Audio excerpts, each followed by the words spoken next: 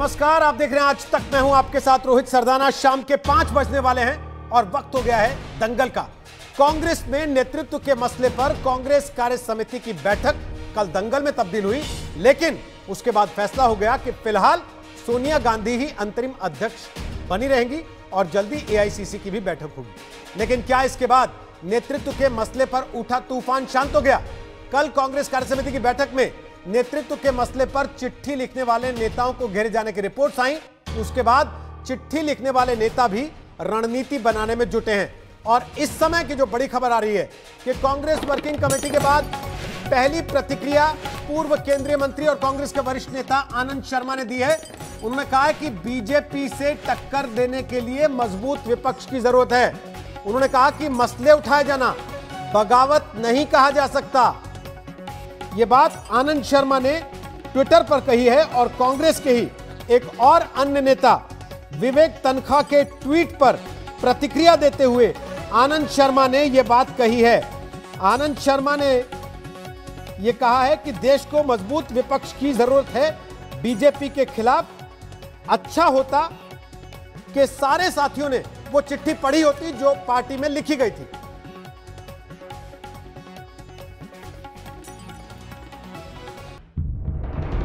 सोमवार को ही कांग्रेस की कार्य समिति की बैठक में नेतृत्व का मसला सुलझ गया या फिर और उलझ गया। 7 घंटों के महामंथन से ये तो निकला कि सोनिया गांधी अभी अंतरिम कांग्रेस अध्यक्ष बनी रहेंगी। ये भी तय हुआ कि जल्द ही एआईसीसी की बैठक होगी और अध्यक्ष का फैसला होगा। लेकिन कांग्रेस की फूट सतह पर आ गई। सीडब्ल्यूसी की बैठक के बाद सोनिया गांधी को चिट्ठी लिखने वाले कई नेता गुलाम नबी आजाद के घर पर मिले। गुलाम नबी आजाद के घर बैठक करने वाले नेताओं में कपिल सिब्बल, शशि थरूर, मुकुल वासनिक और मनीष तिवारी मौजूद थे। इन नेताओं ने इसका तो इशारा नहीं किया कि उन्होंने क्या बात की, लेकिन कपिल सिब्बल का एक ट्वीट और फिर उसका वापस लिया जाना सारी कहानी कह गया। सीडब्ल्यूसी की बैठक में चिट्ठी लिखने वाले 23 नेताओं पर राहुल गांधी के हमलों की खबरों पर कपिल सिब्बल ने नाराजगी भरा ट्वीट किया था। हालांकि कुछ ही देर बाद ट्वीट को वापस लेते हुए उन्होंने लिखा, राहुल गांधी ने खुद मुझे बताया कि उन्होंने कुछ ऐसा नहीं कहा कि जो उनके नाम पर रिपोर्ट किया गया था, इसलिए मैं अपना ट्वीट वापस लेता हूं। कपिल सिब्बल ने एक और ट्वीट किया, ये किसी पद की बात नहीं है, ये मेरे देश की बात है जिसकी सबसे ज्यादा अहमियत है। वैसे चिट्ठी लिखने वाले नेताओं की दलील है कि उन्होंने कभी सोनिया गांधी और राहुल गांधी के खिलाफ कोई बात नहीं की। कांग्रेस अध्यक्ष को लेकर हमने कोई बयान नहीं दिए। कांग्रेस को कैसे सुधार हो इस बात की बात थी और वो कल काफी वर्किंग कमेटी ने का फैसला हो गया। सोनिया जी को फिर से उन्होंने स्वीकार किया है और हमने उनका विधानसभा में उनका जो है आभार भी व्यक्त किया है सोनिया जी के लिए, ताकि उन्होंने फिर से स्वीकारा है सीएलपी में। और सोनिया जी के नेतृत्व में सबको विश्वास है। इस बीच आज तक को पता चला है कि सोनिया गांधी को नेतृत्व के मुद्दे पर चिट्ठी लिखने वाले नेताओं की पिछले 3-4 महीनों में कई बैठकें हुई। इन नेताओं का साफ मानना है कि नेतृत्व के मसले को लंबा नहीं खींचा जा सकता। पिछले महीने से ही गुलाम नबी आजाद के नेतृत्व में 10-12 नेता सोनिया से मुलाकात का वक्त मांग रहे थे, लेकिन उन्हें वक्त नहीं मिला। इसके बाद ही सोनिया को चिट्ठी लिखने का फैसला हुआ और 7 अगस्त को चिट्ठी लिखी गई। अब सीडब्ल्यूसी के प्रस्ताव में सोनिया के अंतरिम अध्यक्ष का कार्यकाल कितने महीने बढ़ा है इसका जिक्र नहीं। लेकिन चिट्ठी लिखने वाले नेता अब मन बना रहे हैं कि अगर राहुल गांधी अध्यक्ष नहीं बनना चाहते तो वो चुनाव कराए जाने की मांग करेंगे। जाहिर है कांग्रेस में नेतृत्व का मसला अब गंभीर मोड़ पर आ खड़ा हुआ है। चंडीगढ़ से सत्येंद्र चौहान, दिल्ली से मौसमी सिंह के साथ साहिल जोशी, मुंबई आज तक। तो आपको बता दें कि दंगल में आज हमारे साथ केवल 2 खास मेहमान हैं। हमारे साथ हैं पवन खेड़ा, वो कांग्रेस पार्टी का पक्ष रखेंगे, और हमारे साथ हैं संबित पात्रा, वो बीजेपी का पक्ष रखेंगे। 1.5 मिनट का वक्त दोनों को मिलेगा और तब तक जब तक एक वक्ता बोलेगा घड़ी चलती रहेगी। 1.5 मिनट पूरा होते ही घड़ी बंद हो जाएगी और उसी के साथ आवाज भी बंद हो जाएगी। खेड़ा साहब हमारे साथ अभी कनेक्ट नहीं हुए हैं, लेकिन संबित पात्रा, मेरा सवाल आपसे है कि कांग्रेस पार्टी को उतनी ज्यादा चिंता अध्यक्ष की नहीं लग रही जितनी आपकी पार्टी को लग रही है। आपकी पार्टी के बहुत से लोग आज एक ट्रेंड चला रहे हैं ट्वीट करके दिन भर से, सोनिया हटाओ राहुल लाओ। क्यों? तो इसमें क्या बुराई है, थोड़े मजे हम भी तो लेंगे। देखिए रोहित जी, ये सब जो इंग्रेडिएंट्स हैं, ये सारे के सारे रेसिपी में जो इंग्रेडिएंट्स हैं, ये आप लोग शायद 2 बजे के आसपास सास बहू साजिशे कार्यक्रम चलाते हो, बिल्कुल उसी प्रकार के इंग्रेडिएंट है। पहले कह रहे थे चिट्ठी कोई नहीं है, किसी ने चिट्ठी नहीं लिखी है, कल कह रहे थे नहीं इसी चिट्ठी के ऊपर सीडब्ल्यूसी की मीटिंग होगी और सीडब्ल्यूसी की मीटिंग हुई। क्या ड्रामा हुआ वो कांग्रेस नॉन वर्किंग कमेटी के मीटिंग में, कोई रो रहा है, कोई छाती पीट रहा है, कोई कह रहा है नहीं नहीं सोनिया ही मेरी माँ है, और कोई कह रहा है नहीं नहीं नहीं राहुल ही बनेंगे तभी मैं रहूंगा।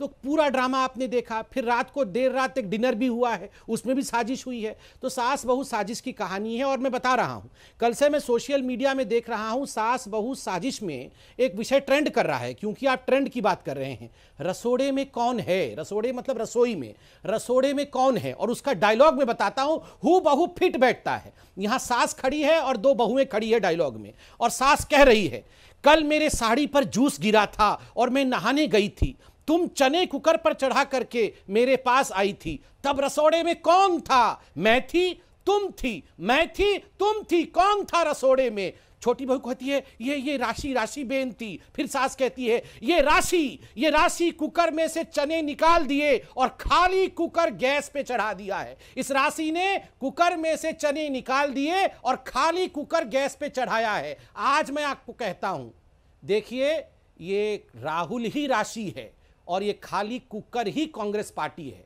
सारे चने निकाल दिए हैं, ये सारे आपस में ही लड़के, सारे चने बाहर है कुकर से आज, और खाली कुकर गैस के ऊपर चढ़ी हुई है, और ये राहुल ही राशि है। रसोड़े में कौन है, ये खेल चल रहा है कांग्रेस पार्टी में। तुमने कुकर खाली किया नहीं, तुमने किया है, तो ये तो इनके घर में चल रहा है, हम मजे क्यों ना लें। डॉक्टर साहब खेड़ा जी आए नहीं थे, इसलिए हमने घड़ी चलाई नहीं थी।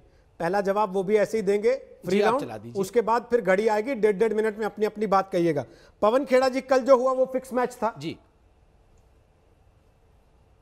फिक्स्ड मैच का क्या अर्थ होता है, ये संबित जी ज्यादा समझते होंगे, क्योंकि इनके पूर्व अध्यक्ष और गृह मंत्री के बेटे क्रिकेट की बॉडी में हैं। तो ये फिक्स्ड मैच, तो ये प्रश्न उनसे पूछिए। हमारे यहाँ जो हुआ या जो होता है, एक इस देश की जो आत्मा है वही कांग्रेस समझती है। इस देश को भी सामंजस्य से ही चलाया जाता है, कांग्रेस भी सामंजस्य से ही चलती है। कांग्रेस का मतलब ये नहीं कि शाहगिरी चलती हो, शाह और शहंशाह मिलके जो तय करते हैं वो हो जाए, ये कांग्रेस पार्टी में नहीं होता। यहाँ गांधीगिरी चलती है। ये शाहगिरी वालों को गांधीगिरी का अर्थ जिस दिन समझ में आ जाएगा, उस दिन देश में पेट्रोल की कीमतों पर भी ये कुछ चर्चा कर लेंगे। संबित पात्रा जी यहाँ बैठे बैठे रसोड़ा और पता नहीं क्या क्या बातें कर रहे हैं।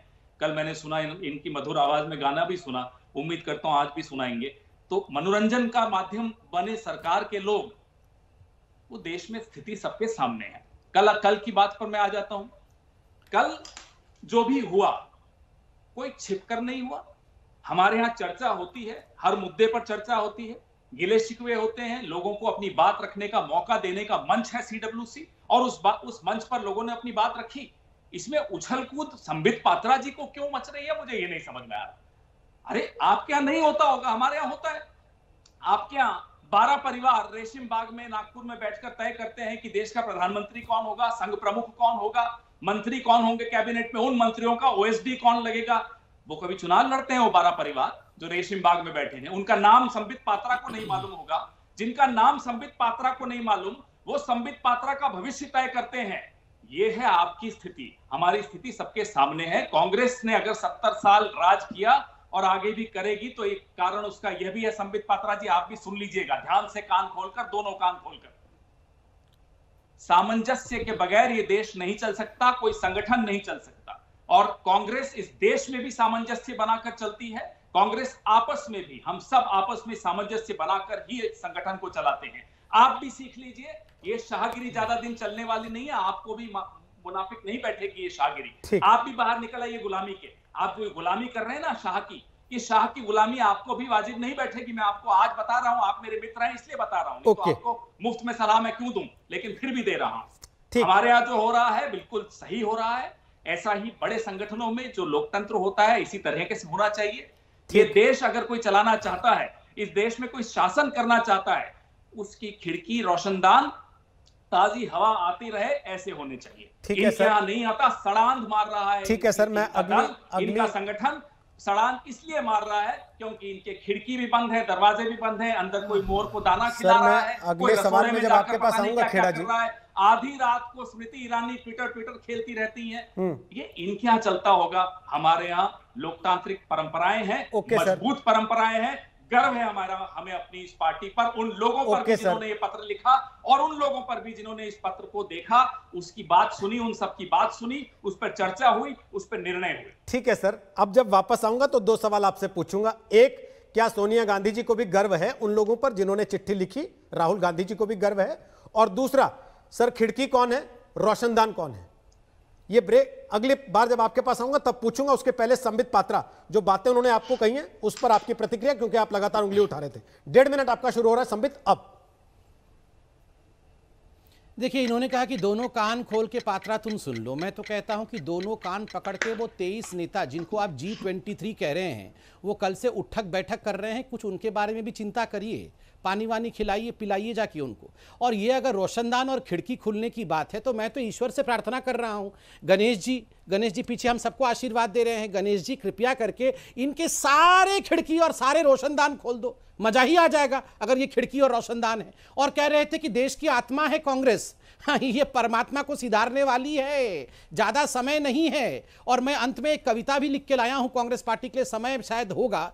नेहरू गांधी वाड्रा केवल इनका राज, अध्यक्ष पीएम पोस्ट का आरक्षित है ताज, मां बेटा और बेटी का चलता आया राज, पार्टी से बाहर होगा उठाई अगर आवाज, पार्टी में सर उठाने का ना पाले कोई भरम, सब कुछ हमसे ही शुरू और सब कुछ हम पे ही खत्म। आपने यही तो हेडलाइन दिया है, सब कुछ इन पे शुरू और सब कुछ इन पे खत्म। देखिए, आपके घर की लड़ाई है, मैच फिक्सिंग, आपके नेता फिक्स हो गए हैं। आप लोग खुद कह रहे हैं कि 23 नेता फिक्स हो गए हैं, कल कह रहे थे फेसबुक फिक्स हो गया है, परसों कह रहे थे मीडिया जो है गोदी मीडिया बन गई है, वो भी फिक्स हो गई है, इलेक्शन कमीशन फिक्स्ड है, कल को राहुल गांधी कहेंगे मैं और सोनिया गांधी भी फिक्स्ड हैं। ये सारे फिक्स्ड हैं इनके। आप बताइए, इनके घर की लड़ाई हो रही है, ये तो ऐसे चिल्ला रहे थे अमित शाह जी के ऊपर और हम लोगों के ऊपर जैसे ये सारा कुछ हमने फिक्स किया हुआ है। ओके, 1.5 मिनट हो गया सर। पवन खेड़ा जी, जो सवाल मैंने पूछा था पहले, खिड़की कौन है सर, रोशनदान कौन है? आनंद शर्मा जी हैं, गुलाम नबी आजाद हैं, मनीष तिवारी हैं, या वो सब लोग जिन्होंने चिट्ठी लिखी वो है रोशनदान और खिड़की? रोहित जी, एक जीवंत संगठन का अर्थ आप तो समझ लेंगे, मैं डॉक्टर संबित पात्रा से उम्मीद नहीं करता कि वो एक जीवंत संगठन का अर्थ भी जानते होंगे, क्योंकि ये लोग क्या है, शाखा में जाए वो बोले हाथ उठाओ, हाथ उठा दिया, वो बोले पांव गिराओ, पांव गिरा दिया। ये लोग इनको मैं समझाना भी नहीं चाहता। आप सुन लीजिए क्या होता है जीवंत संगठन। जीवंत संगठन यही होता है जिसमें पवन खेड़ा अगर चाहे कोई बात रखना, वो भले ही नेतृत्व के मन के विरुद्ध बात हो, पवन खेड़ा को अनुमति है कि वो अपनी बात कांग्रेस पार्टी के सही मंच पर वो रख सकता है और वो रखता है। कई मीटिंग्स में राहुल जी की बात को हमने भी काटा है और उन्होंने सम्मान दिया, इस बात को हम मुस्कुराकर बहस भी हुई है, लेकिन आज तक ये नहीं हुआ कि पवन खेड़ा को डर लगा हो उस कमरे से निकलते हुए कि अरे मैंने ये क्या कर दिया। ये थर-थर कांपते हैं पात्रा जी, हम नहीं कांपते। राहुल गांधी या सोनिया जी के सामने अगर अपनी बात रखनी हो तो हम रखते हैं और बड़ा गर्व है हमें इस बात का। इसलिए खिड़की रोशनदान तो हम सब हैं। और आपने एक और प्रश्न पूछा, अब आपने रिपीट करना भूल गए वो प्रश्न, 5 मिनट पहले पूछा था आपने कि क्या सोनिया जी को भी गर्व है उन 23 लोगों पर जिन्होंने चिट्ठी लिखी? जी हाँ है। कांग्रेस पार्टी की ताकत है हम सब लोग जो अहम मुद्दों पर चर्चा करने की हिम्मत रखते हैं, का अधिकार रखते हैं और उसको अपना कर्तव्य समझते हैं। वो आनंद शर्मा जी हो, वो मुकुल वासनिक जी हो, वो गुलाम नबी आजाद साहब हो, वो कोई भी हो, हम सब एक हैं, इकट्ठे बैठकर चर्चा करते हैं। ठीक सर, 1.5 मिनट हो गया, रास्ता निकालते हैं। ओके, 1.5 मिनट हो गया, वापस आता हूं दोबारा। संबित पात्रा बोलिए। देखिए, ये कह रहे हैं कि ये जीवंतता का लक्षण है, मैं तो इनको जीवंतता मुबारकबाद दे रहा हूं। ये चिट्ठी है वो 23 लोगों का, इसका लब्बो लुबाब और इसका सारांश क्या है? इस चिट्ठी में लिखा गया है कि we want a full time and visible president. ये जीवंतता का लक्षण है, full time and visible president.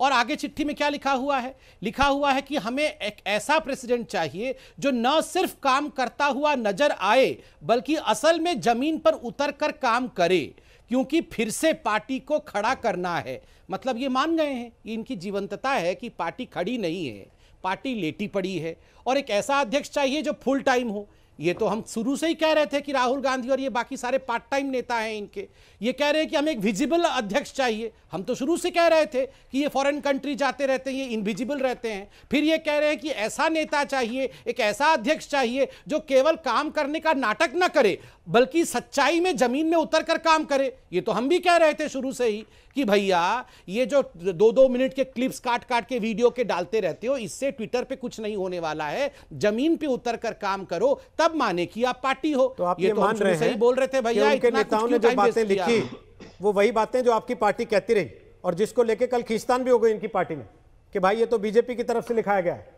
तो ये नहीं, ये ब्रह्म सत्य है, ये ब्रह्म सत्य। ब्रह्म सत्य तो ब्रह्म सत्य ही रहेगा कि इनका लीडर अध्यक्ष फुल टाइम नहीं था, इनका लीडर जमीन पर काम नहीं करता। ये ब्रह्म सत्य है, चाहे वो मैं कहूं, चाहे आप कहें, चाहे उनके पार्टी के अंदर के लोग कहें।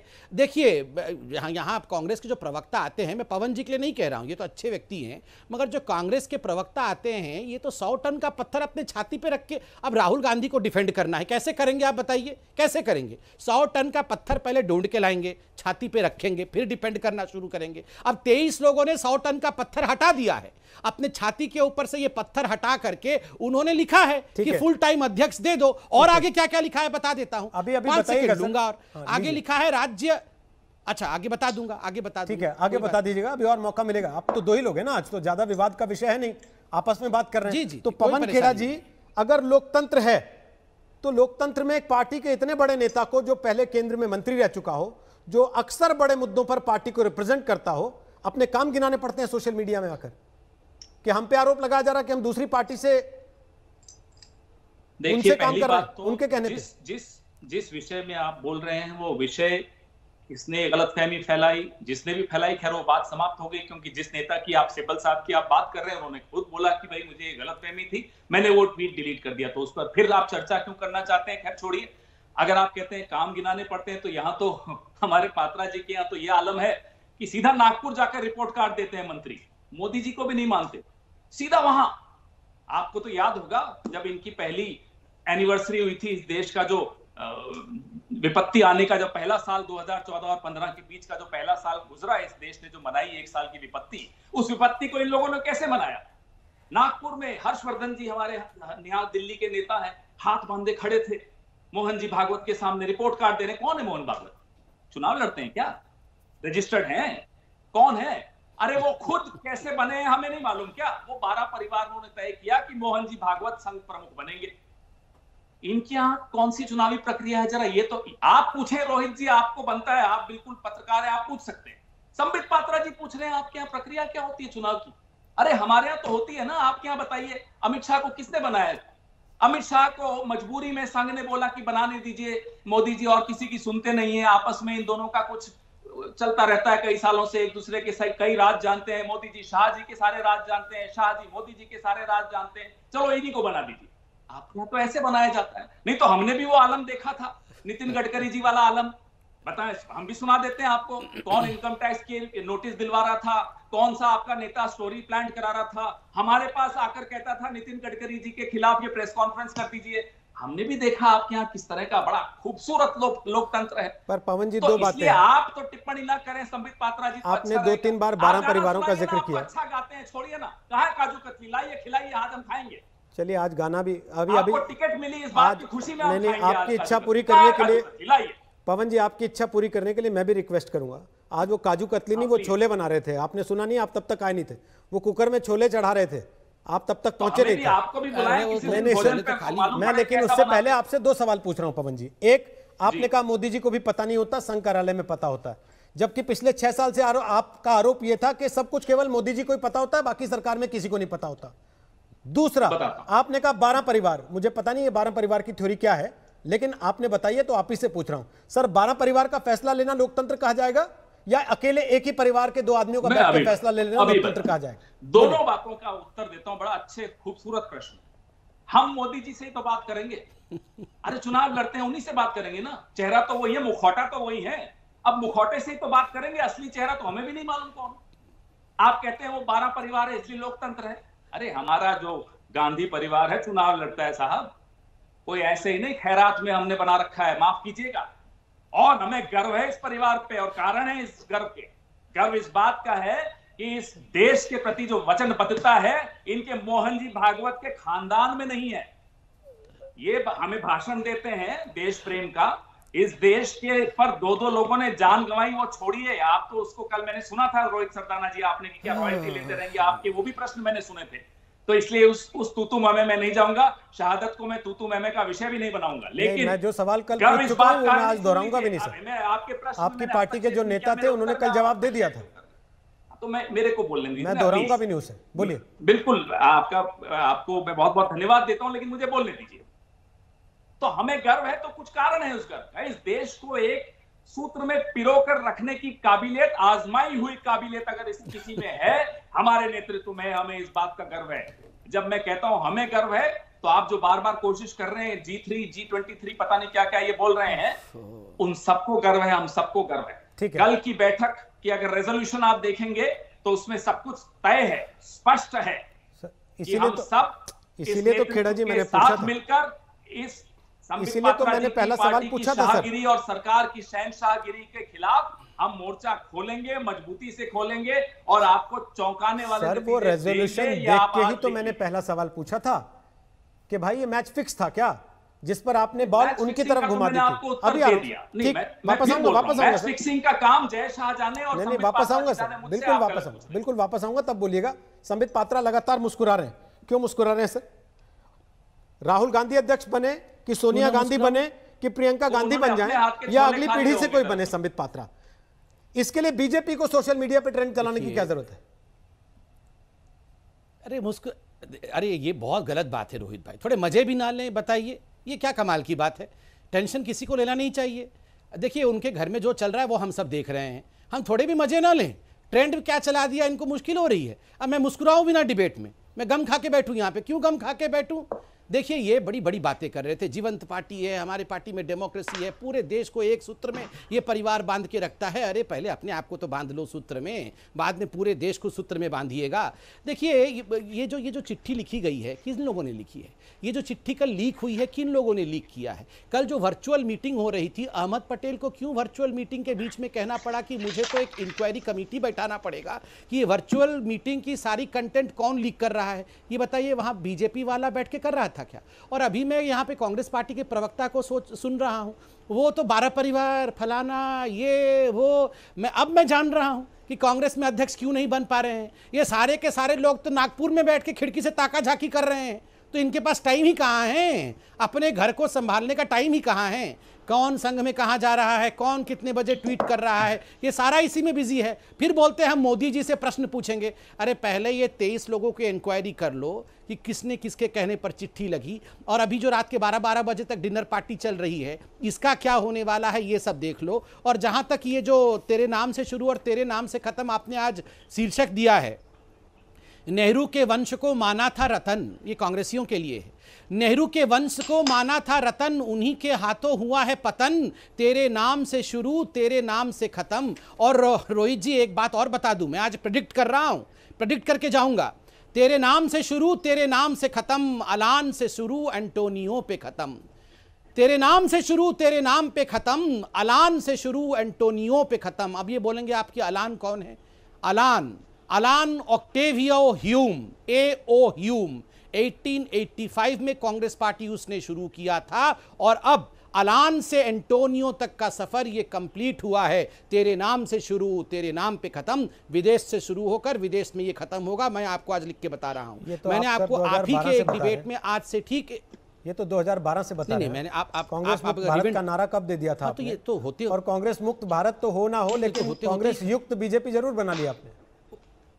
नहीं, ये तो खत्म हो ही रहे हैं। मैं आपको याद दिलाऊं, आप तो 2012 छोड़िए, आप 15 दिन या 20 दिन पहले का डिबेट निकाल के देखिए, आप ही का शो था दंगल, और मैंने कहा था कि अगस्त 5 को भगवान श्री राम, राम लल्ला टेंट से निकलकर ठाट बाट के भवन में जाएंगे, और भवन से निकलकर कांग्रेसी टेंट पे आएंगे। टेंट में आने का प्रक्रिया आरंभ हो चुका है, 23 लोग अभी टेंट में आए हैं, देखते जाइए। रसोड़े में कौन है? रसोड़े में कौन है? कौन है वो जिसने कुकर से सारे के सारे चने निकाले हैं और खाली कुकर गैस पे चढ़ाया है?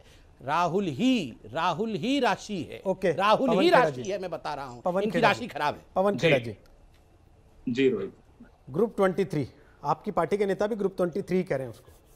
उन्होंने चिट्ठी में लिखा कि एक मजबूत विपक्ष चाहिए। क्या यह माना जाए कि इन सबको लगता नहीं कि राहुल गांधी या सोनिया गांधी के नेतृत्व में विपक्ष मजबूत है? उनको लगता है ये कमजोर नेता है? पहले तो मैं आपसे एक गुजारिश करूंगा रोहित जी कि मेरे दोस्त संबित पात्रा को कहें, इनकी पूरी सरकार, पूरा कैबिनेट तो कांग्रेस में ताक झाक करे रहता है। सुबह से शाम तक राहुल गांधी के एक ट्वीट पे पूरा कैबिनेट सड़क पर आ जाता है।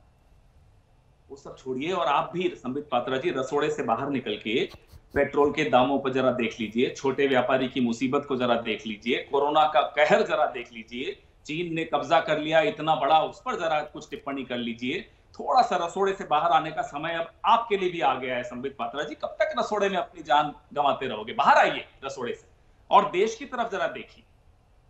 नेतृत्व को किसी ने चुनौती नहीं दी थी। ये पत्र का प्रपत्र जो ये पढ़ रहे हैं, ये तो ऐसे पढ़ रहे हैं जैसे इन्होंने लिखा। ऐसी कोई बात उस पत्र में कतई नहीं थी कि नेतृत्व को किसी ने चुनौती दी। अपने अपने सुझाव उन्होंने दिए कि कैसे कांग्रेस को मजबूत किया जाए।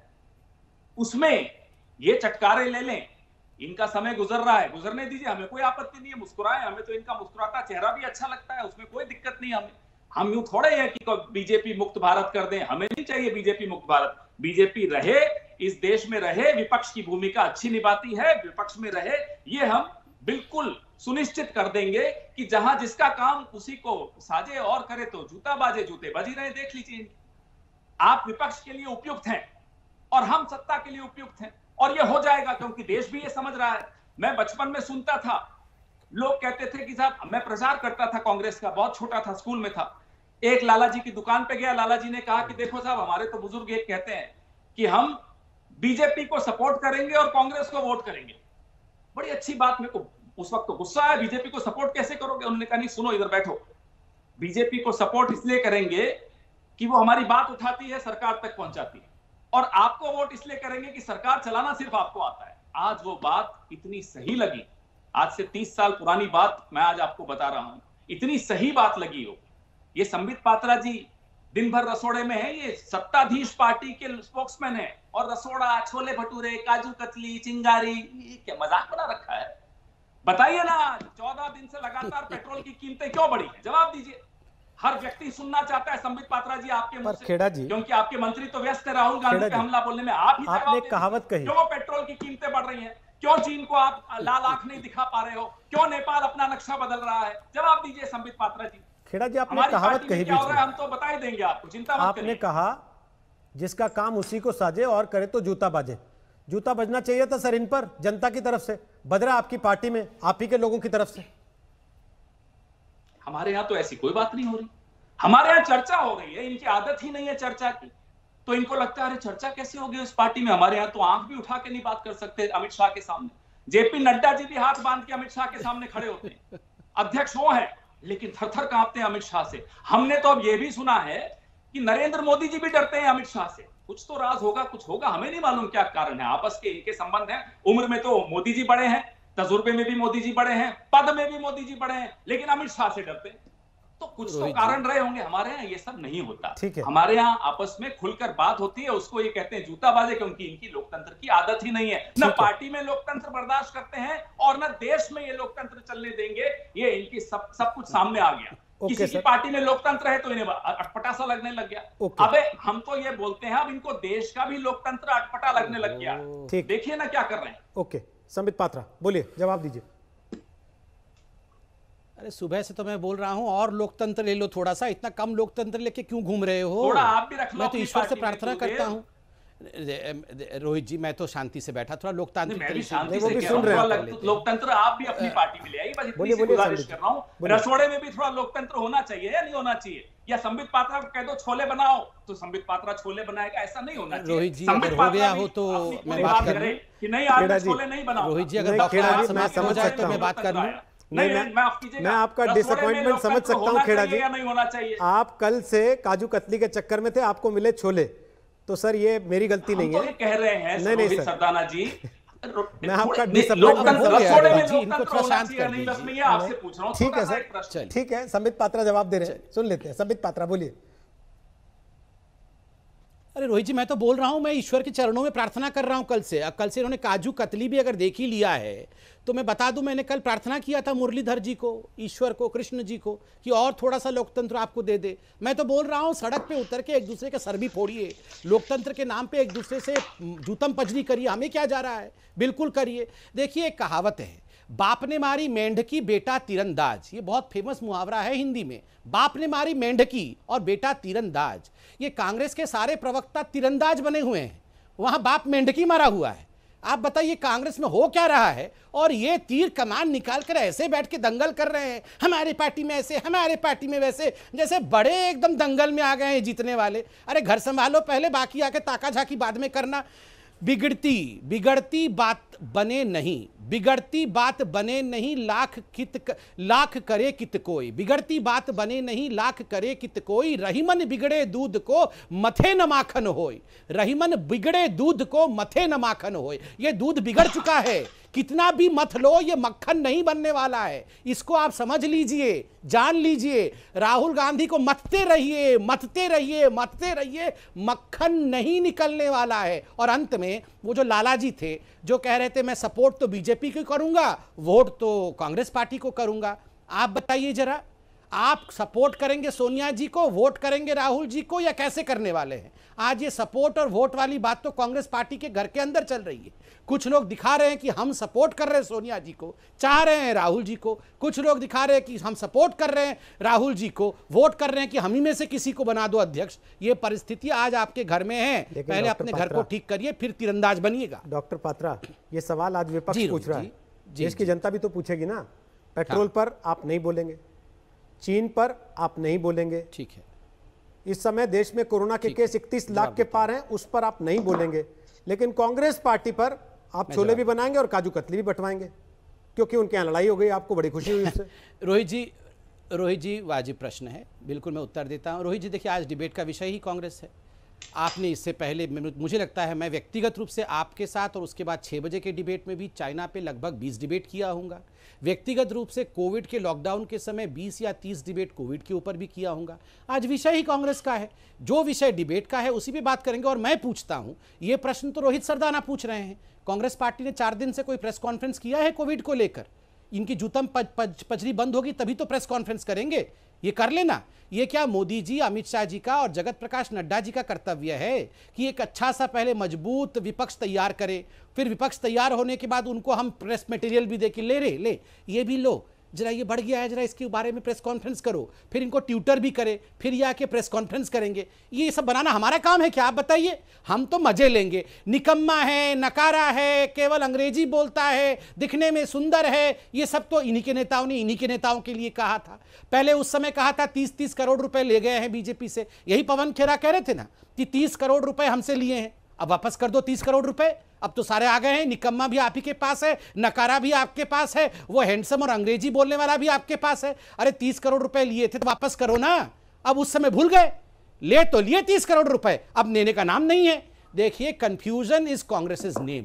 कांग्रेस का दूसरा नाम कंफ्यूजन है, इनको खुद ही पता नहीं है ये कह क्या रहे हैं। और जहां राहुल गांधी होगा, याद रखिए आज के डिबेट का सारांश है, कुकर में से चने निकाल करके खाली कुकर को गैस के ऊपर चढ़ाया है, और वो राहुल गांधी ने किया है, खाली कुकर गैस पे, और खाली कुकर बज रही है। खाली कुकर बैठाने से ऐसी बजती है। ओके, जो 4 दिन से चल रहा है कांग्रेस में वो दिखावा है पवन खेड़ा, इसलिए कि गांधी परिवार के प्रति जो आस्था हिल रही थी उसको रिस्टोर करना था। देखिए, आप कहीं भी इस डिबेट को ले जाइए, डिबेट जहां मैं चाहूंगा मैं अपना वो उत्तर जरूर दूंगा, और मैं आपके प्रश्नों से भी नहीं बच के जाऊंगा। लेकिन मैं पहले ये जानना चाहता हूं संबित पात्रा जी कि संजय जोशी का नाम सुना है क्या? सुना ही होगा, जन्मपत्री लिए घूम रहे हैं आपके नेताओं की, उनको घर क्यों बैठा दिया? उस वक्त तो मोदी जी और अमित शाह जी का कुछ ज्यादा चलती भी नहीं थी बीजेपी में, लेकिन जब चलने लगी, संजय जोशी की क्या हालत की। आप मुरलीधर बोल रहे थे, उम्मीद करता हूं प्रभु मुरलीधर की बात कर रहे हैं, मुरलीधर राव की बात नहीं कर रहे होंगे, क्योंकि वहां भी एक जूतम पैजार हो रही है मुरलीधर राव और राम माधव में। अपना भी घर जरा देख लीजिए, यहां ताक झांक बंद करिए। चलिए, मत जवाब दीजिए पेट्रोल की कीमतों पर, मत जवाब दीजिए आप चीन पर, मत जवाब दीजिए कोरोना पर। आपने खुद आज मान लिया कि 30 करोड़ आपने देने की चेष्टा की हमारे विधायकों को। ये अच्छा किया आज रोहित सरदाना जी, आपको बधाई। आपका ये बड़ा पॉपुलर शो है और पॉपुलर होगा, क्योंकि आज संबित पात्रा जी ने माना कि 30-30 करोड़ बांटने के लिए तैयार थे हमारे एमएलए को, हमने नहीं लिए, चलिए वो हमारी बड़प्पन। संबित पात्रा जी, आप तो ओडिशा से चुनाव लड़े हो, जरा मुझे एक बात का जवाब दीजिए, क्या आपको पता है कि नीलांचल इस्पात निगम लिमिटेड में कितने महीने से तनख्वाह नहीं मिली? जरा उसका जवाब दीजिए। उड़ीसा की जनता भी ये शो देख रही है, मुझे मालूम है ये शो वहां भी बहुत पॉपुलर है और आप भी पॉपुलर होंगे कहीं तो उड़ीसा में, वो भी जानना चाहते हैं। संबित पात्रा जी उत्तर दीजिए, नीलांचल इस्पात निगम लिमिटेड को कितने महीनों से तनख्वाह कितने लोगों को नहीं मिली? वो सड़क पर इंतजार कर रहे हैं कि संबित पात्रा जी रसोड़े से बाहर निकले और हमारा मुद्दा उठाए। जरा बताइए मुझे, इसका उत्तर दीजिए। तनख्वाह कितने लोगों को नहीं मिल रही, कितने महीने से नहीं मिल रही नीलांचल इस्पात निगम लिमिटेड का उत्तर मैं आज आपसे लेना चाहता हूं, क्योंकि उड़ीसा की जनता जानना चाहती है। चलिए, नहीं चलिए, नहीं बैठे हैं अभी, हम चलेंगे नहीं कहीं, पहले आप जवाब दीजिए। चलिए नहीं है, चलिए क्या होता है, रसोड़े से बाहर आप तो बैठे, आप तो खड़े हो भी नहीं सकते हैं, 100 टन का पत्थर जो बंधा हुआ है, रसोड़े से बाहर आकर, रसोड़े से आप बाहर कहाँ बाहर जा पाएंगे साहब? अब हो गया रसोड़े से बाहर, रसोड़े से बाहर। रोहित भाई इन्होंने 2-3 सवाल पूछा। पहले तो इन्होंने कहा संजय झा को जानते हो? संजय जोशी बोला मैंने, संजय जोशी बोला साहब, संजय जोशी। अरे आपने संजय झा बोला है? अरे संजय झा बोला है ना, संजय झा बोला है, संजय झा बोला है, संजय झा बोला है, संजय झा बोला। अरे ना, मैंने सुना है संजय झा बोला है, संजय झा बोला है, और मैं संजय झा के साथ डिबेट भी कर चुका हूँ। रोहित भाई जरा इनको शांत दिया, मैं संजय झा को जवाब ही दे रहा हूँ। दोनों रुकिए, इनके बीच में एक शब्द नहीं बोलता। संजय जोशी और संजय झा का कंफ्यूजन तो दूर करने दीजिए, मुझे आने दीजिए एक बार बीच में। खेड़ा जी पक्का आपका सवाल एज इट इज टॉस करूंगा, आपका सवाल खेड़ा जी एज इट इज टॉस करूंगा, ये जवाब लेंगे। लेकिन उसके पहले मैं एक चीज दर्शकों के लिए तो कंफ्यूजन दूर कर दूं, उनको याद तो दिलाऊं कि आप दोनों ही संजयों के मारे हुए हैं, वो संजय जोशी के और आप संजय झा के, तो इसलिए आप संजय जोशी कहेंगे, वो संजय झा सुनेंगे, आप संजय झा, वो संजय झा कहेंगे, आप संजय जोशी सुनेंगे। वो छोड़िए, ठीक सर, महत्वपूर्ण बात वो नहीं है। महत्वपूर्ण बात यह है कि संजय जोशी, देखिए मैंने इतनी देर सुन लिया रोहित जी, ये क्या हो रहा है, थोड़ा सा मैं आराम से बोल तो नरेंद्र मोदी जी वाले, ठीक है सर, बताइए क्या जो सीडी निकाली थी आपने संजय जोशी पे, वो सच है? बताइए ना क्या सच है? ये आपस में ऐसी क्या बात है संजय जोशी का गुजरात में से बाहर कर दिया? कैसे बोलूंगा, जवाब लेते हैं, नर्सरी क्लास के बच्चे करते रहेंगे। जवाब लेते हैं, इस्पात निगम लिमिटेड के लोगों को तनख्वाह क्यों नहीं मिल पाई? खेड़ा जी, आपके लिए संजय झा वर्सेस संजय जोशी ज्यादा इंपॉर्टेंट है या नीलांचल इस्पात? नहीं, सब कुछ महत्वपूर्ण है भाई, संगठन की चर्चा हो रही है तो संजय जोशी भी संगठन का हिस्सा है। संगठन का, ये मेरे संगठन पे बोल रहे हैं। संबित पात्रा, संजय जोशी को संजय झा मत बनाइए, पहला। दूसरा, नीलांचल इस्पात का जो सवाल वो उठा रहे हैं उसका जवाब दे दीजिए फटाफट से, समय आप खत्म हो रहा है। क्योंकि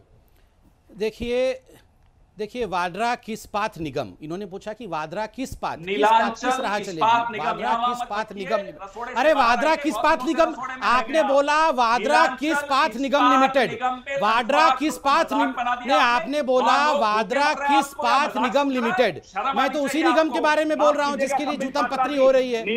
अरे बताइए इनकी क्या हालत हो गई है, मेरे को तो दया आ रही है आज कांग्रेस के प्रवक्ताओं के ऊपर। आप जरा हालत देखिए कांग्रेस के प्रवक्ताओं की रोहित जी, मैं कुछ भी नहीं बोलने वाला हूँ, आपके ऊपर आज दया आ रही है।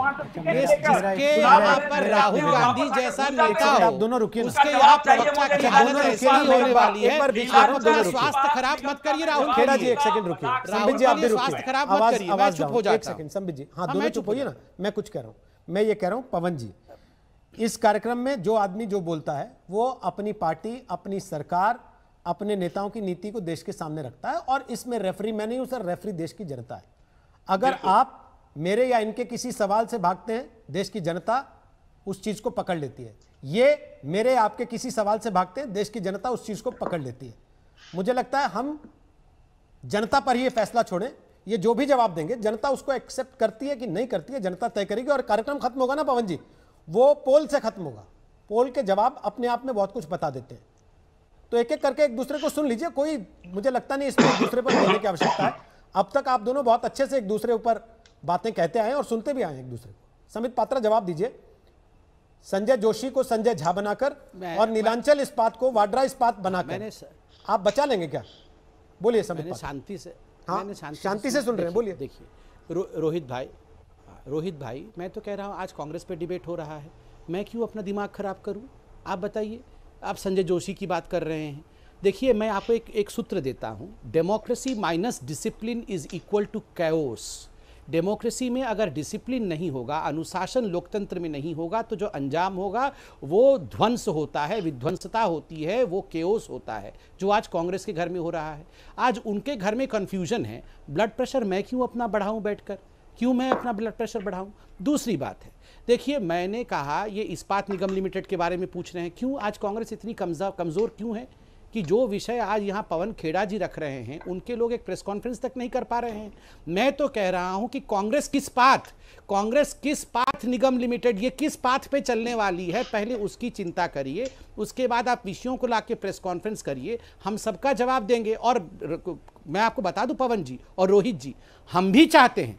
मैं 4 दिन पहले देखा कि रणदीप सिंह सुरजेवाला जी ने लिखा है एक आर्टिकल, उन्होंने लिखा है कि millions want Rahul Gandhi as the president of Congress party और बीजेपी इज कॉन्स्पिरेसी। अरे हम काहे को कॉन्स्पिरेसी करेंगे? Not millions, we all want Rahul Gandhi as the president of Congress party. Okay, हम सब चाहते हैं कि राहुल गांधी कांग्रेस के प्रेसिडेंट बने, और मैं चाहता हूं कि मेरे भाई पवन खेड़ा जी इस खुशखबरी को जल्दी से जल्दी डिलीवर करें। मैं एक प्रश्न पूछता हूं, पवन जी आप चाहते हैं कि नहीं कि राहुल गांधी जी कांग्रेस के प्रेसिडेंट बने? आप चाहते हैं कि नहीं? आप क्या चाहते हैं? मैं चाहता हूं। मैं आज आपको बता रहा हूं, मैं एंटी डायनास्टी हूं, परिवार के खिलाफ हूं, मगर फिर भी मैं अपने दिल से चाहता हूं कि राहुल गांधी कांग्रेस के प्रेसिडेंट बने। मैं आपसे पूछता हूं, क्या आप दिल से चाहते हैं कि राहुल गांधी कांग्रेस के प्रेसिडेंट बने? उत्तर दीजिए। पवन जी लास्ट कमेंट बोलिए। रोहित जी, आपने कांग्रेस की चर्चा पर संबित पात्रा जी को बुलाया जो कि कांग्रेस में नहीं है दूर दूर तक, और वो कांग्रेस पे चर्चा कर रहे हैं, तो मेरा भी हक बनता है और कर्तव्य बनता है कि मैं इनके संगठन पे चर्चा करूंगा। नहीं तो मैं आपसे तो कांग्रेस पर खुलकर बात कर सकता हूं। इसलिए मैं इन पर पूछ रहा हूं कि क्यों राजनाथ सिंह जी की डायनेस्टी के खिलाफ हैं? मुझे नहीं समझ में आता। क्या दुश्मनी है आपकी पंकज सिंह से कि राजनाथ सिंह के खिलाफ यहाँ टिप्पणी कर जाते हैं आप? कभी वसुंधरा राजे की दुष्यंत जी के खिलाफ टिप्पणी कर जाते हैं आप। 40 आपके यहाँ भी डायनेस्ट है, उनके खिलाफ यहाँ टिप्पणी करे जा रहे हैं। क्या शाह साहब का इशारा है? उनको कोई खतरा है राजनाथ सिंह से? क्या बार बार राजनाथ सिंह जी को तंज करके चले जाते हैं यहाँ से? ये अच्छी बात नहीं है। दुश्मनी आपकी रही होगी, किसी से भी रही हो, पंकज सिंह से कोई लड़ाई होगी आपकी, उसमें मैं बीच में नहीं पड़ना चाहता, लेकिन ये अच्छी बात नहीं है कि आप उनके खिलाफ तंज करें। हमारे कंधे पर बंदूक रखें। हमारा कंधा आपके लिए नहीं है, हमारा कंधा है, मजबूत कंधा है। इस देश को हम आगे बढ़ाएंगे, आपसे इस देश को मुक्त कराएंगे, इसमें कोई शक की बात नहीं है। आपका स्थान विपक्ष में अच्छा है, आप अच्छा विपक्ष चला लेते थे। अब पता नहीं अरुण जेटली की बात चला पाएंगे या नहीं, क्योंकि वो बड़े अच्छे विपक्ष के नेता थे, और हम सरकार में रहने की एक अनुभव रखते हैं। आज देश याद कर रहा है, कांग्रेस लाओ और देश बचाओ। आप है यहाँ वहां चिल्लाओ, रसोड़े में छोले बनाओ। कौन है जो बोल रहा है कांग्रेस लाओ? चलता, रसोड़े से बाहर आओ, कांग्रेस लाओ देश बचाओ। 4.5 साल बचे हैं। चलिए संबित पात्रा जी, शायद मोदी जी भी रसोड़े में बंद हैं। देश के लिए ये अच्छा होगा। करो रसोड़े से, देश के लिए डरे नहीं अमित शाह से। देश के लिए यही अच्छा होगा। खराब मत करो, छोड़ो, राहुल का कुछ नहीं हो सकता। चलिए अमित शाह से अच्छा देश के लिए यही होगा। सरकार और विपक्ष दोनों रसोड़े से बाहर आ जाएं। सरकार और विपक्ष दोनों रसोड़े से बाहर आ जाएं, ये देश के लिए अच्छा होगा। और देश की जनता के बीच में आए और देश की जनता से सीधे बात करें, सीधे संवाद करें। उसी के लिए ये मंच है, उसी के लिए कोशिश होती है हर रोज आप लोगों को बुला के ये सवाल जवाब करने के। एक छोटा सा ब्रेक ले रहे हैं। बहुत बहुत धन्यवाद आप दोनों का। दंगल में आज हमने आपसे सवाल पूछा था कि क्या गांधी परिवार के खिलाफ कांग्रेस में बगावत सिर्फ सियासी ड्रामा थी? आपके जो जवाब हमें मिले उसमें 40% को लगता है कि हाँ, जबकि 60% को लगता है कि नहीं, यह सिर्फ एक ड्रामा भर नहीं था। नमस्कार, मैं हूं अंजना ओम कश्यप। हमें उम्मीद है ये वीडियो आपको पसंद आया होगा। लेटेस्ट खबरों के लिए यूं ही देखते रहिए आज तक, और इस वीडियो के पसंद आने पर लाइक, शेयर एंड सब्सक्राइब करना ना भूलें।